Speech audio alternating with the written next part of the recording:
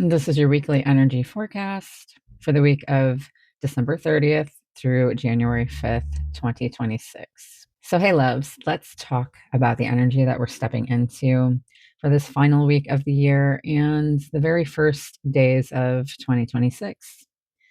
It's not a loud week. It's not a new year, new me, force it forward kind of energy. It's a week about truth settling in mentally, emotionally, and energetically before anything new is built. So if you've been feeling quieter, more reflective, less reactive, this is not stagnation, it's integration. It's an integrating period of integrating the truth into your life. So overall, the feel of the week is a threshold week. We're closing out one chapter, but we're not rushing into the next one yet. Instead, the energy is asking us to pause, assess, and get honest, especially with ourselves. There's a big theme here around mental boundaries, emotional maturity, letting reality speak louder than hope or fantasy. You may notice that things you once tried to rationalize, excuse, or emotionally overextend for, you just don't have the energy for anymore. And that's growth. December 30th, which is today, we have Mercury in Sagittarius squaring Saturn in Pisces, which is active now. And let's start here because this is the backdrop of the entire week. Mercury squaring Saturn is a sobering transit, especially happening at the end of the year. This can feel like your thoughts are heavier, you have mental fatigue, delays in communication, people going quiet, conversations are feeling serious, restrained, or unfinished. And if you've noticed more silence from others or even from yourself, that's not accidental. It's a time when we have to sit with our truth and see what we would like to bring into our next chapter for this new year, new you. So Saturn in Pisces is dissolving illusions, and Mercury in Sagittarius wants truth, but Saturn says only what's real gets to stay. This is where beliefs, promises, and future plans are being tested, not to punish you, but to refine you. So you may realize some people don't have the emotional or the mental capacity that you hoped they did. Some plans sounded good, but don't actually have structure. Some conversations no longer feel necessary. And here's the key with the transit: you don't need to explain your clarity. Silence is protection right now, and pauses are powerful. People can only meet you as deeply as they've met themselves. You may notice that they don't have the capacity that you do to show up the way that you are emotionally or mentally. So it all comes back to how deeply they've met themselves. So then December 31st, which is tomorrow, the moon enters Gemini. And as we move into New Year's Eve, the moon shifts into Gemini, and mentally things pick up. Your mind may feel more active, more thoughts, more messages, more ideas. It's also Gemini is the sign of the twins. But, and this is important, emotionally, the energy is still restrained because it's very much mental energy with air signs. So it's not about impulsive decisions or emotional conversations. It's about processing. So this is a beautiful time for journaling, writing your intentions, mapping ideas, reviewing plans, observing patterns of yours, of others who are in your energetic field.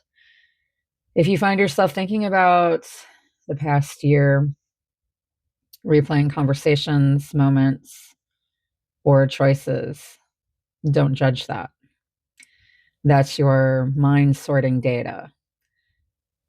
Just don't rush to conclusions yet.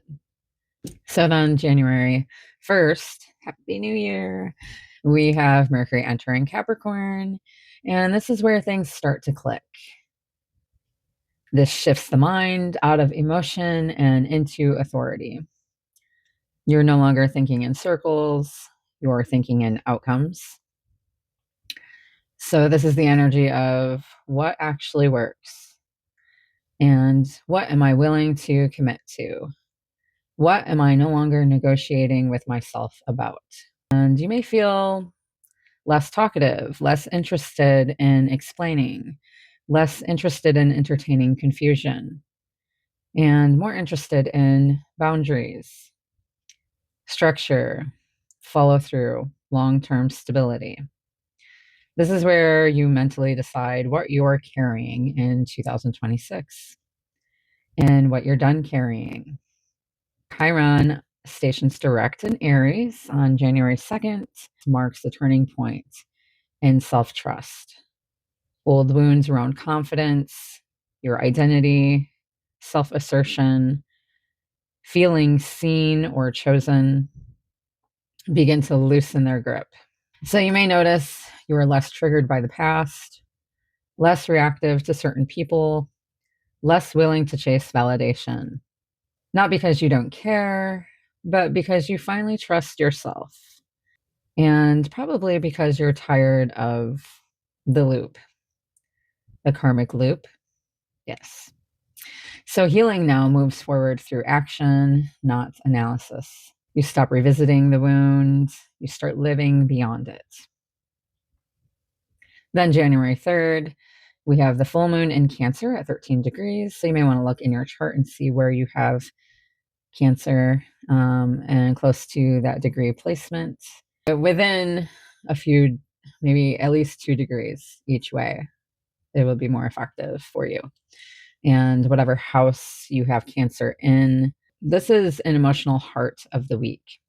The Cancer full moon brings everything back to emotional safety, home, belonging, who you nurture, and who actually nurtures you back. This is where emotional truth rises, gently but clearly. You may feel emotional clarity without chaos, a sense of closure, tenderness mixed with strength, a realization that you've outgrown certain dynamics. This full moon is especially potent for releasing emotional overgiving, outdated attachment patterns, guilt for choosing yourself. You're not abandoning love, you're redefining what love requires for your next chapter. So, January 4th through the 5th is integration and emotional maturity. Hey. So, the days after the full moon are quiet but grounded, and this is where everything settles. You may feel calmer, less reactive, more inward, more self contained. You don't need to prove anything. You don't need to chase clarity. You don't need to force conversation. You know where you stand, and that's powerful. This week isn't about bold declarations, it's about embodied truth and integration, as I was saying. So you're entering 2026 mentally clearer, emotionally steadier, energetically more self respecting. And that foundation matters more than anything, more than any resolution. It lets what's real get carried forward and let what's heavy fall away. Let clarity arrive without force. What's meant to be will be.